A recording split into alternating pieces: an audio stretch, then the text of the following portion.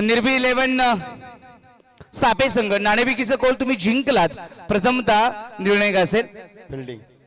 Fielding करण्याचा निर्णय या ठिकाणी घेतलाय.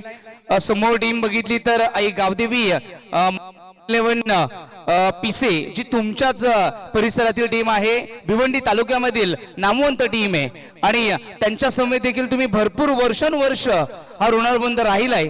कोणत्या प्रकारची ही फाईट या प्रेक्षक राजांसाठी पाहावयास मिळेल? कमीत कमी धावून रोखण्याचा प्रयत्न करू. फाईट कशा प्रकारची असेल? फाईट चांगली खेळणार. ते पण चांगली टीम आहे आणि आमची पण चांगली टीम आहे.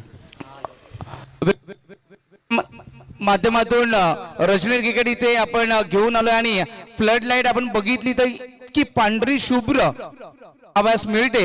एकंदरीत नियोजन आणि व्यवस्थापन समितीच्या बद्दल काय म्हणाल?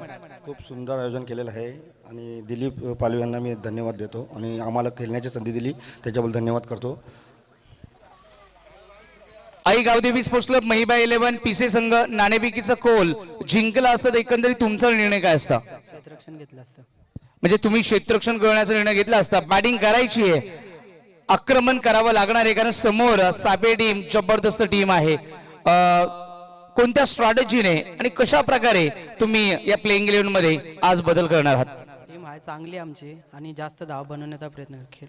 चला, नो डाऊट दोन्ही संघाला खूप साऱ्या शुभेच्छा.